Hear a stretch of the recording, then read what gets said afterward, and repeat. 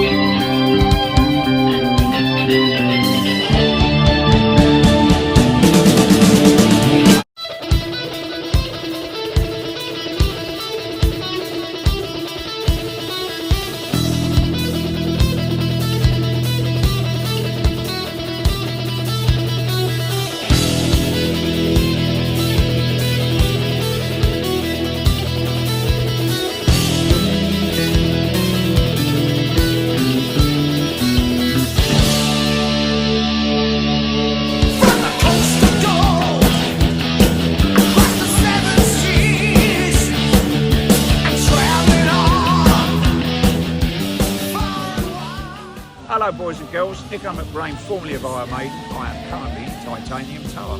Very cool. And you are watching Syncin'Wang. Stay tuned. God bless you. Bye.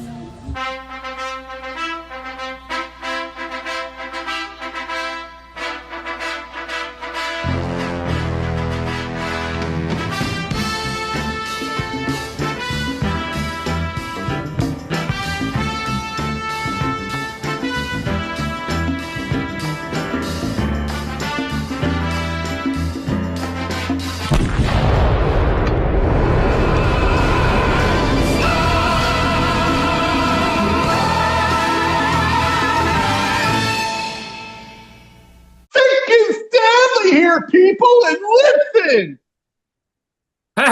It's me, Bill Wang. How y'all doing, people? Bam. Hey, man, I gotta say something. My co-host, the infamous, well-respected Syncin'Wang, my brother has been going through a lot of medical conditions and everything, very serious shit. So I want to welcome him back to the stage and back into the game and everything. So. Syncin'Wang, I know it's a very serious and personal situation, so I want to personally say, right on, you're being strong, and you'll get through this, brother, man. Bam! Oh yeah, I'm through it, man. I made it. I'm alive. So right on. Thank God for that. Thank God for that. Yeah. You know what I'm saying? Yeah. For anybody that's wondering, yeah, I had a saddle embolism, which is basically a blood clot that shot off of my leg. I had a huge blood clot in my leg, and it shot off and went into my lungs, and it could have killed me, but I made it to the hospital, and they stayed there for about a week, and they removed both of them in a couple different procedures. So, and now I'm on some medication that I'll probably be on for the rest of my life, but at least I'm here. So. That's all that matters. So thank God for that, brother, man. I wanted to acknowledge that and everything. So I appreciate it, man. Yeah, man. Fucking A, bro. Fucking A, man. I'm not looking at this as a bad thing. I'm looking at it as a good thing, because now I'm gonna get in shape, and we got approved for insurance while I was in the hospital. So I mean, awesome. I mean, everything happens for a reason, you know, and I've had the best outcome. So, yep. Right on, brother. Right on, man. Right on. So, anyways, man, before I get to the task at hand, everybody knows what we're talking about. We're talking about Iron Maiden's 1986 album, Somewhere in Time. But before I go there, we haven't really talked about Kiss in a long time, and we are basically a Kiss-centric thing, and Kiss means the world to us and whatever. But there's been some things in the pop ethos and things that are planned and everything that I wanted to get your opinion about that we have never spoken about. All right, let's do this. Yeah, man, there's 4 of them. Upcoming, there's this Kiss Las Vegas cruise on land sort of thing. What's your take? Yeah, what's your take on that? What do you know about that? Man, it's a bunch of bullshit, man. It started off as like this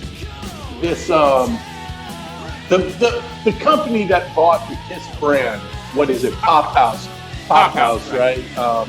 They tried to do this thing, and they totally dropped the ball, man. They put a picture out there originally with Eric Singer saying it was going to be this performance with the Kiss lineup, and now Eric Singer's not even a part of the band, and everybody keeps saying, "Is Eric going to be there? Is Eric going to be there? That fucker ain't going to be there."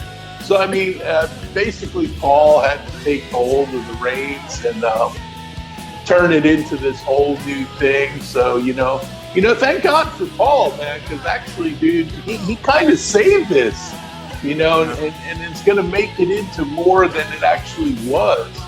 So for the Kiss tards, they're going to get basically kind of the thing that they had on the Kiss cruise, but in a hotel. So actually, man, it does sound kind of cool, and from what I gather, it's going to be all right, man. It's going to be all right. Right on. I hope everybody has fun and whatever.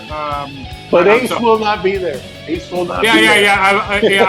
Yeah, right. Well, because he didn't get paid enough money. It's all good. There's a way more important thing in Kiss at the end of the year, 10 times bigger than this Vegas thing, and I'll get to that in a minute.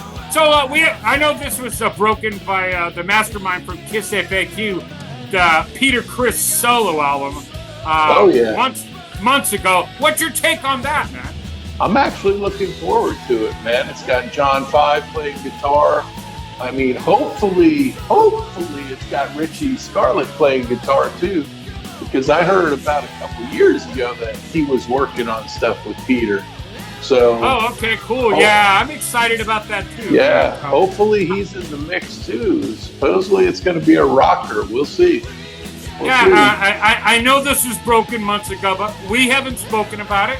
I wanted to bring it up. No, we haven't. So yeah, I'm kind of looking forward to see what Peter has to offer. Oh, awesome. Right there. The original Catman. Oh, is that one of the original cards? One of your Yes, it is.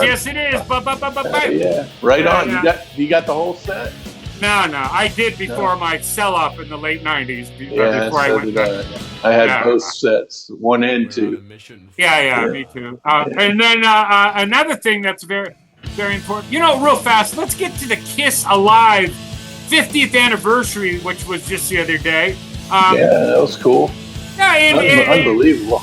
It's unbelievable. But what I'm curious about to you is, do you remember exactly when you got Kiss Alive 1? Well, I remember I got it after Kiss Alive 2. So 1977. I believe I got it in 78 because I had moved from Spokane, New York to Kingston, New York, and that's when I got it. I remember walking into Record Giant and buying it with my own money and bringing it home, just like I bought a few Kiss albums up there in New York. I remember I got Hotter Than Hell at Caldor, and then I got Destroyer, Kiss Alive 2, and Rock and Roll Over for my sister for her birthday, and then I got Double Platinum from my dad, and I got Alive before that. So yeah, 78. Right on, man. Right on. That's so cool, dude. I remember exactly because before Kiss Alive 2 came out, so when Kiss Alive, and I've probably repeated this numerous times on this podcast, when Kiss Alive 2 came out, I had every Kiss record. So, at that juncture, there was only 6 studio, right? So that's and I remember walking to Galaxy Records in Livermore, California, probably September of 1977.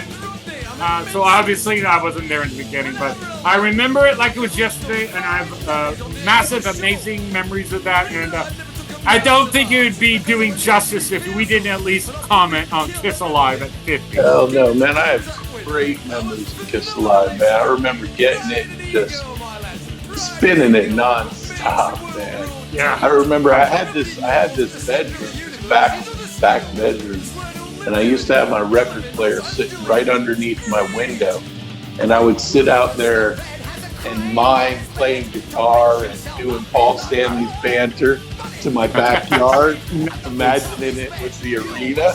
Oh, yeah. So I would just sit there, I know so many Kiss fans have done that, but yeah. Of course we all have. I'm 100% guilty, man. I was acting like Paul and Ace, doing all the moves and shit. Oh yeah, brilliant, brother, man.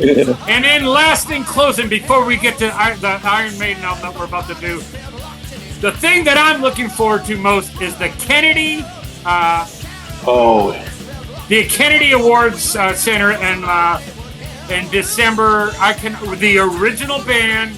I cannot wait for this shit. I was so excited when I heard about it. And Kennedy Center Honors. Kennedy Center Honors, correct. There you go. Yeah. Kennedy Center Honors, exactly. What's your?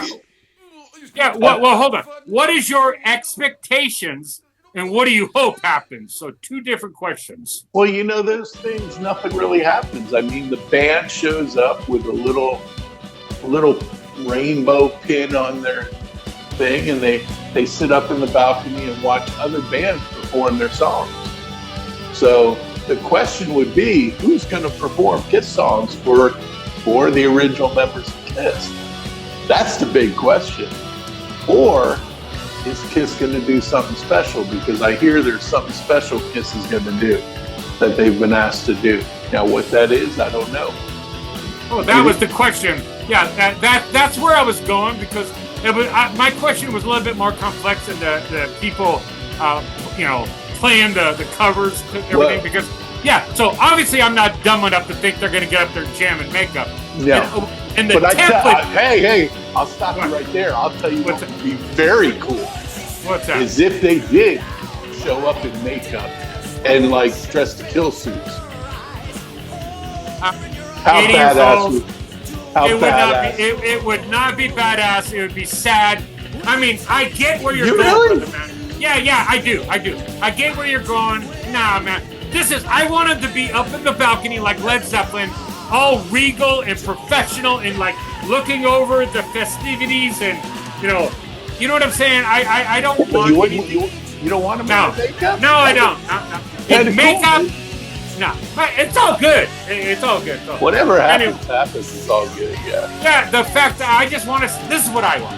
I just want all 4 authentic members of Kiss to just have the flowers thrown at them and make everybody remember how amazingly epic the original Kiss was, and because they deserve it. Because you and me have been fans since the 70s, and and all the bands that play and everything. I don't really give a fuck about that. I mean, obviously it's fun to contemplate.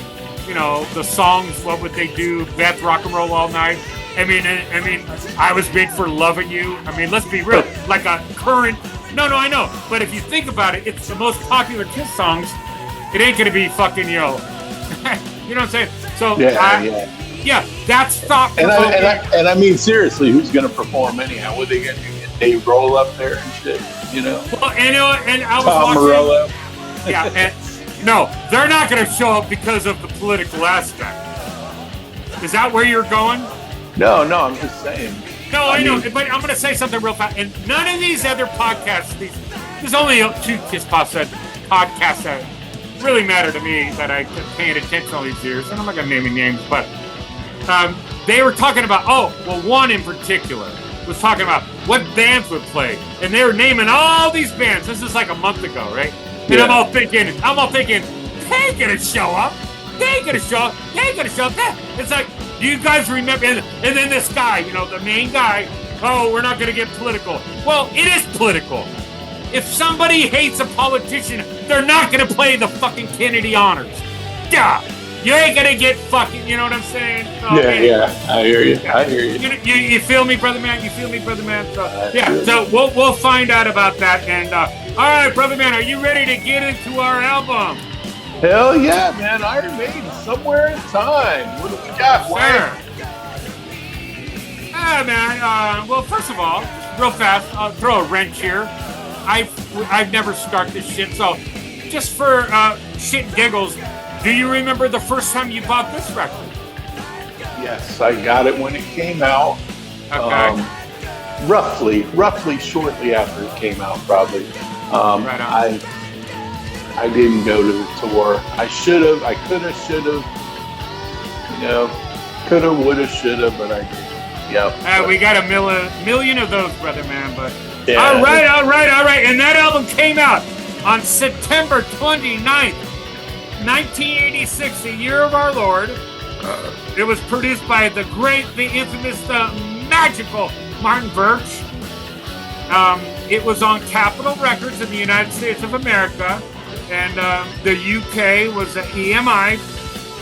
It was recorded at once again at Compass Point, Nassau, the Bahamas, and plays in Wisseloord, Netherlands. It went to number 11 on the Billboard 200, number 3 in my ancestral UK, though that's kind of cool. It's obviously gone on to platinum status. Who knows how far it's gone since then. And the players on the record were the amazing Bruce Dickinson vocals, Dave Murray guitars, Adrian Smith guitar. Both Dave Murray and Adrian Smith had guitar synths. I know that was a big thing. This was after Judas Priest Turbo. So the Turbo laid the template as far as that's concerned. Monkey see, monkey do. Exactly, brother man. But this one is less overt, and this crushes Turbo. I'm going to be honest. I just think the songs are stronger, despite what I have said in the past. A billion years ago. Fuck that. I would have to agree with you on that. I still like Turbo a little bit. Oh, so do I. I do too. I mean, I don't hate it. Yeah, this is less of a sellout than Turbo. Yes, this is a much stronger album. Yeah, so the great Dave Murray and the great Adrian Smith both have guitar synthesizer credits, and Steve Harris has bass and bass synthesizer credits. And then the amazing Nico McBrain, friend of the show, drums, and I saw the tour. And Syncin'Wang, if you could pick the ticket stub up, I haven't sent it to you, but as soon as we end the show, I will send it to you. The ticket stub I saw on February 21st, 1987. And guess who opened up the concert? Can't remember who was opening for Maiden back then. Who was it? Oh, Kiss. No, ignore the Kiss. Oh, Vinnie Vincent. That's right, Vinnie Vincent Invasion. Hey, oh my God. Pictures of Vinnie Vincent Invasion. But yes, it was the Vinnie Vincent Invasion gang. They opened up. And, they came with All Systems Go. Yeah, no. That was the debut album. Oh, it was still the debut album? It was still the debut album. Yes, sir. Oh, okay. Oh, yeah, 86. Yeah, All Systems Go was 1988. That's right. Yeah, man. And before I forget, I want to dedicate this album to my friend in Boston, Massachusetts. His name is Ian. So this is to you, brother man, this whole episode. And then let's talk about the number one movie on September 29th, 1986 was, can you guess? Have no idea. Crocodile Dundee. Oh my God. Yeah. All right. What was the number one TV show on this day? Big show. Yeah, that guy right now. And the number one album was Lionel Richie, Dancing on the Ceiling. All right, man. Hey, man, that's a good album, man. That's some good guitar playing on there by Steve Lukather. Oh, right on, cool. Right on. And the number one song in our very amazing country. It was a lot more amazing in 1986.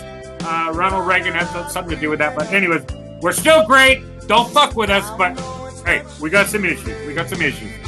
The number one song in the United States at the September 29th, 1986 was the great Huey Lewis and the News. Stuck on You. Huey fucking ruled, dude, man. It sucks that he lost his voice, man. You know, back then, hey. I really did. Now, as a very elderly, crippled old man, I like it.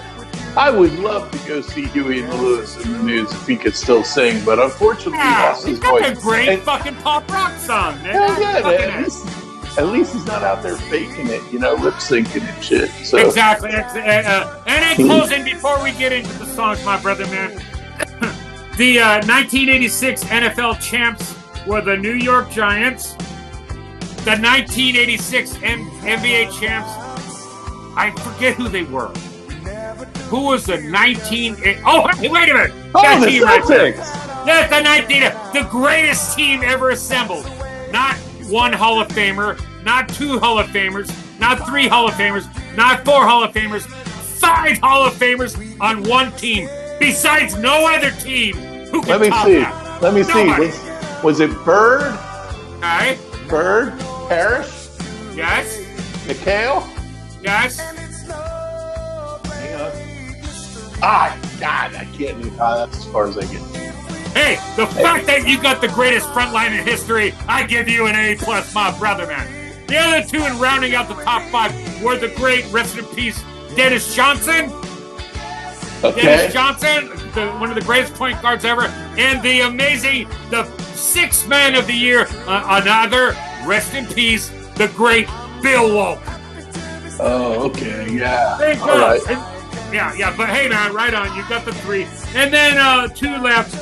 The Major League Baseball champs were the New York Mets. They beat the Boston Red Sox, the Bill Buckner game. The rest is apocalyptic doom. And then last but not least, the 1986 Stanley Cup champs were the Montreal Canadiens. Bam! Awesome. All right. Hell yeah, man. So Wang, you ready to get into this? Yeah, you start. All right, talking man. enough. You start. No problem. Track 1, Caught Somewhere in Time, and the introduction of Synth Maiden. Oh my God, I love it, dude. I freaking love it, man. What a great song. Dude, I had no problem with the synth guitars. I don't know what the big deal was. I mean, I love the sound of them, man. They fill out the sound. It's so cool, man. I just love it, man. What are your thoughts on the synth guitar sound, Wang? And your thoughts on Caught Somewhere in Time. Right on, my brother, man. You know what?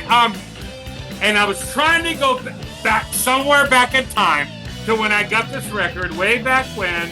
And I'm gonna be honest with you. At the time, I really didn't make a big deal about it.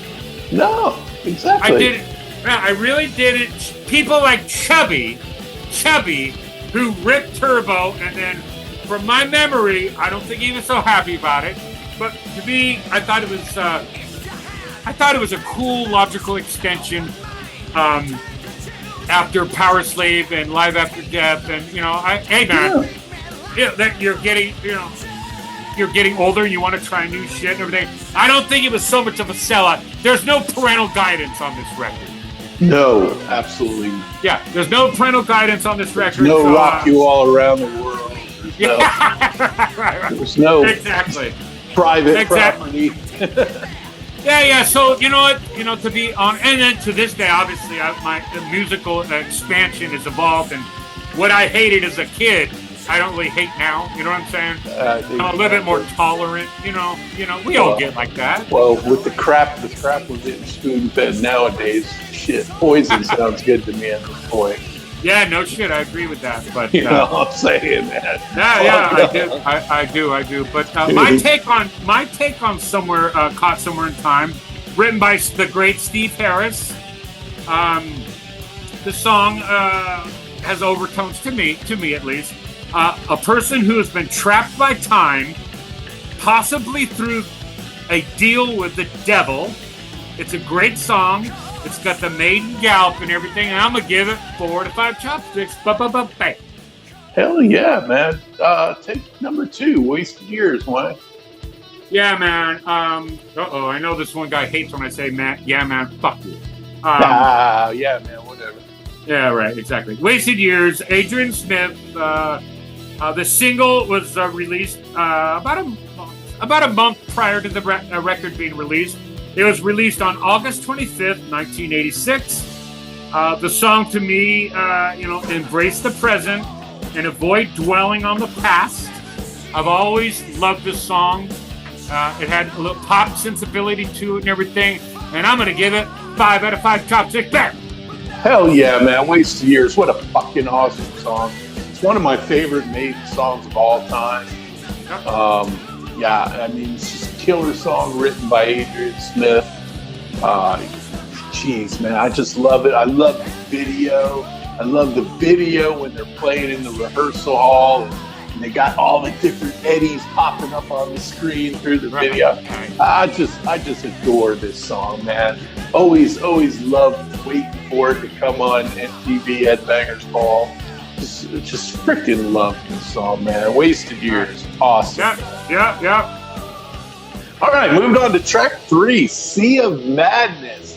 Oh, man, another killer song. I just love it, man. It's just got a great riff, man, that then builds to such a great melodic chorus, like the eagle and the dove and all that shit, man. It's just fucking awesome, dude. Man, just three great songs right out of the gate. Wang, what do you think of Sea of Madness? All right, so before I get to Sea of Madness, we're going to see what the great C.K. Lynch says about it. C.K. Oh, hold on. Wrong band. All right, never mind. C.K. Lynch, you can come back in a future episode. David Leaf, and Ken Sharp, hold on. The boys are back there. They'll be back soon. But all right, guys, hold on. You'll be back. Kisses next episode. Sea of Madness, another composition by the amazing, epic Adrian Smith.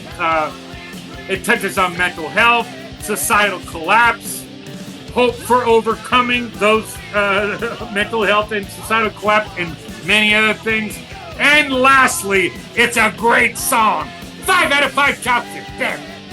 Hell yeah, man. All right, man. Track number 4, Heaven Can Wait by Steve Harris. Wang, what do you think about Heaven Can Wait? Yeah, Heaven Can Wait. Steve Harris.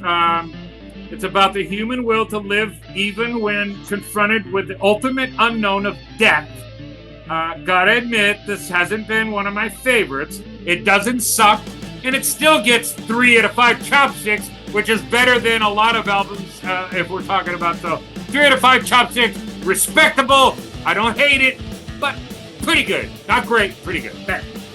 Very interesting, because this is one of my least favorite songs. It's really? Yeah, wow. Man. It's just that chorus, man. That chorus kills it for me. It's so redundant, so repetitive. How many times do you say, Heaven can wait? Heaven can wait. Heaven can wait another day. It's like, fucking. Yeah, I agree, brother. I agree. The frantic chorus, the frantic verses that just don't do anything for me. It's actually, dude, it kind of annoys me, this song. I don't really care for it. It'd probably be one of my least favorite Maiden tunes until you get into the later years, Then I take the shit over fucking, Virtual X? Was it Virtual X? Virtual X, X Factor, freaking. Yeah. All that other shit, all that progressive shit they started doing, Yeah, I feel you, brother. I feel you. Yeah, but all right, man. Moving on to track number 5. Wang, why don't you take The Loneliness of the Long Distance Runner? My God, what a mouthful of a title. And what a great title for a song. It isn't suck my dick, bitch. You're a whore. You know what I'm saying? And Iron Maiden. It isn't you make me rock harder. Let's put the X in sex. No. And that's coming up. That's coming up. Yeah. A little teaser there. A little teaser there for the a little teaser. Anyways, great title. Written by Steve Harris. The song is based on a short story by Alan Sillitoe. It was made into a British film in 1962 of the same name. I'm going to give this 4 to 5 chopsticks. Hey! And again, man, for me, the same as Heaven Can Wait, man. The song's just kind of long-winded for me. I mean, the chorus, it just doesn't do much for me. I'm not much of a fan of this one. It's just a very drawn-out chorus. The loneliness of the... it just, doesn't do much for me, man. However, moving on to track more than you. I like it more than you, but I like songs that you... It's all good. It's all good, bro. All good. However, moving on to track number 6. Stranger in a Strange Land. Oh yeah. God. Another outstanding composition by Adrian Smith. Adrian Smith just fucking knocking them out of the park on this album, man. Such a badass groove with the, with those with the opening riff, man. It's just oh my God, dude. I just fucking love that killer crunchy guitar riff, man. I mean, I don't even notice the guitar synth on this, man. It's just so badass, man. I mean, Adrian Smith, I wrote him as the most valuable player of this album, man. I mean, oh yeah, absolutely. I absolutely love every song he contributes to the album, man. And God, what amazing guitar solo, man. When it like speeds up and slows down. Oh my God, dude, amazing. I just love this song, man. What do you think of Stranger in a Strange Land? Well, first of all, Adrian Smith, the great Adrian Smith. It was released as a single, the second single from the record, on November 10th of 1986. And before go ahead. And they had a video. Yeah, that's what I said. Oh, there you go. I did not say that. Thank you for saying that. First of all, I'm going to tell you what it's really about. Then I'm going to fucking debunk the rumors. Okay, the rumors are fucked up. But what it's really about is an Arctic explorer who was discovered after being frozen in ice for a century. And I give the song 5 out of 5 motherfucking chopsticks, man. And here's what it's not about. And I know that I think it's a joke, whatever. But this song, it's not about a Guatemalan illegal aliens experience living in Nebraska. Not about that. There. Oh, okay. Yeah, you learn shit from us, dude. Hey, man. You learn shit. And it's not an Ace Frehley song. No, this song is better than Ace Frehley song. Dude, they both wrote a song called Stranger in a Strange Land at the same time.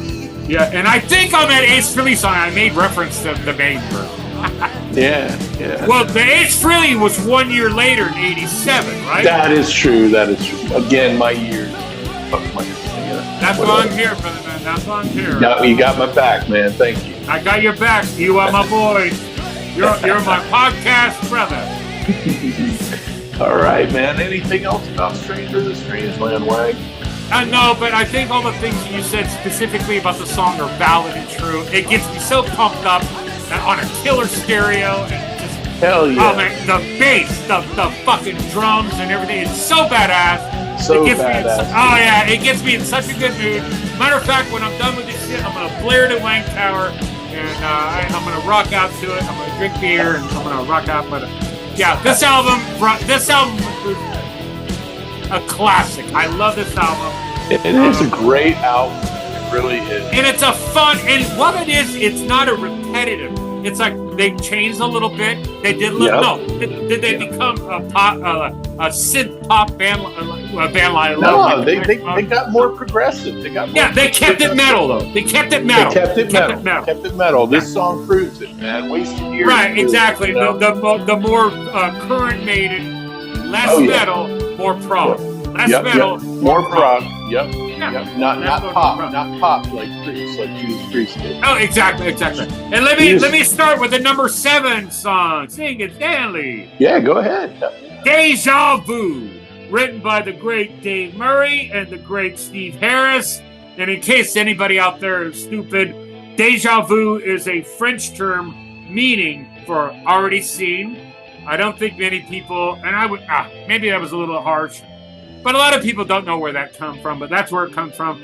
It's a catchy song, a catchy melody, complex musicianship. It's just a fun song, and I give it 5 out of 5 chopsticks. Hell yeah, man. Deja Vu, pretty cool song. Like you said, co-written by Dave Murray. And something in an interview they brought up, which is kind of funny, is Dave Murray has a thing about co-writing or writing a song every 3 years. So this was the first song he contributed since Still Life on Peace of Mind. Interesting. Interesting. I did not know that. Johnny Carson, I did not know that. And I think if you go back before that, I don't think he really did anything except for like Charlotte the Harlot. So Oh wow. I think that's coming off the top of my head. I didn't research that, but it's good enough for me, brother. Good enough for if me. memory serves me correct, he didn't write anything since Charlotte the Harlot. But anyway, Deja Vu, great song. The title explains it all. Like you said, good musicianship. Not one of my favorite songs, but I dig it. It's okay. Yeah, it's good. Good. Oh. All right. So let's wrap this up with number 8. The epic Alexander the Great. Oh my God. Oh man, it's like another Ancient Mariner. I dig it. It's long. It's very involved, and it's all about Alexander Great conquering the world, man. Back in the day. There you go. And very cool, man. Very cool. I dig it. And they recently played it live for the first time a couple tours ago. So right. Don't know what takes them so long. I'm still waiting for Prodigal Son, but hey, what are we gonna do? we can only hope. We can only hope. So Wang, why don't you finish this up, man? What do you think, Alexander the Great? Yeah, my brother, man, Syncin'Wang, the one and only, the infamous Syncin'Wang. You kind of touched on it, and I'll elaborate a bit more. A historical epic that summarizes the life and military conquest of Alexander the Great, sort of a mini biography.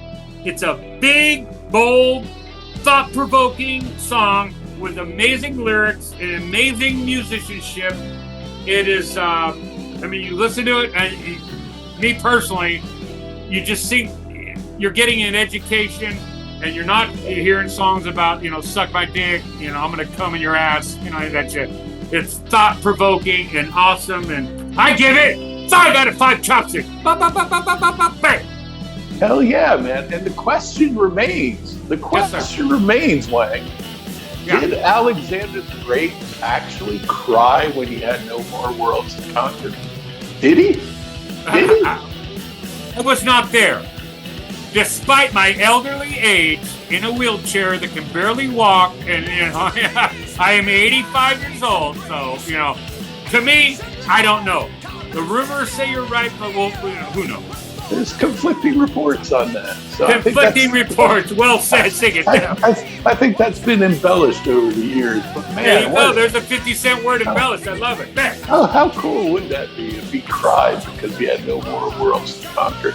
But in fact, they say he did have more worlds to conquer. Yeah, for some reason, he didn't move over into like India and Pakistan and whatnot. So, look at you! Nice. Maybe love it. Sing it, damn. Maybe they had a surprise for him that he wasn't quite willing to. So he kind of stopped. Yeah, right. I guess so, man. Yeah. He knew when to call it quits, I guess. Unlike Vladimir Putin, who's now sending drones into Poland. Hey, not to get political, but shit's. I did not hear about this. Yeah. Well, I heard all about it, and the world is about to fucking come up in flames. And I hate to be apocalyptic doom. That's why we're going to continue doing our fun podcast. Syncin'Wang. Well, hey, man, the alien mothership's going to come and save us, man. That atmosphere. I think you mentioned that last episode. Yeah. Dude, it's coming, man. They say they got pictures of it from the Hubble or whatever. A Hubble satellite, right? But the odds of Vladimir Putin invading a NATO country, I guarantee you, are better than the mothership. I'm like, bring the mothership on, man. Please. Exactly. End this shit. I want to know, man. Bring them down. Beat me up. I want to know I love this. You want to know? I want to know I love this. Oh, man. Like these alien Syncin'Wang, you're back, and we're glad you're back, brother. I'm back. I'm back to the attack, man. Yes, sir, as Dawkins once said. I'm good to go, brother. Yes, sir, brother, man. All right. That's awesome, man. So Wang, man, you got anything else? You know what? I really don't. I wish I did. I think we covered a lot. This record, 1986. Well, I was going to do a list of my favorite albums of '86, but I've already done it. I've already done it on another episode. Why repeat myself? You know what I'm saying? No. Let me just say, 1986 was an amazing year. That's all I got to say. Hey, man, just about every the 1980s were amazing years. Yeah, they really were.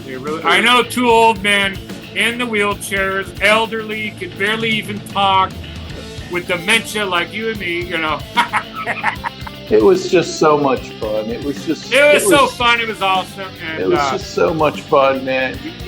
You had to go out and discover this shit on your own. You didn't have Google.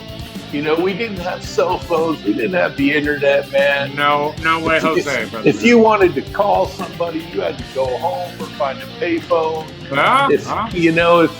If you wanted to find out about a record, you had to go visit the damn record store and hunt it down, man. That's it. I mean, half the time I didn't even know records were coming out because I really didn't read many of the magazines, Right. So, it was just the way it was. And then MTV and all the cool videos and Headbangers Ball, man. Man, the young generation today have no idea, man. No idea. Hey, before I forget, a couple more pop culture things with metal and hard rock. What's your take on Twisted Sister's return to the stage next year? Oh, it was inevitable, man. Right. I understand that, but what's your take? I mean, what's your expectations? Do you think it'll be good? So on and so forth. Are they sellouts? Go ahead. Honestly, are they sellouts? Well, haven't they always been? I mean, come on, for real, man. Right. But the question is, will they sound good? Will these sound good? They sounded great. They went out great. I hope they don't tarnish that. This thing is already fucked because Martin Mendoza's not playing in it. So I saw that. So that's not cool. That's not cool. I mean, without, AJ Perro on drums and now without Mark on bass, I mean, what you got? You got Eddie OJ, freaking French, and D. I mean, I mean, it's 3/5 of a reunion. I mean, granted, it's better than 2/4 like Kiss. True. But Right? Is it? No, I mean, first of all, and full disclosure and transparency, I like a lot of Twisted Sister songs, but they're not one of my favorite bands. I'm not going to sit here and say they are. They're not.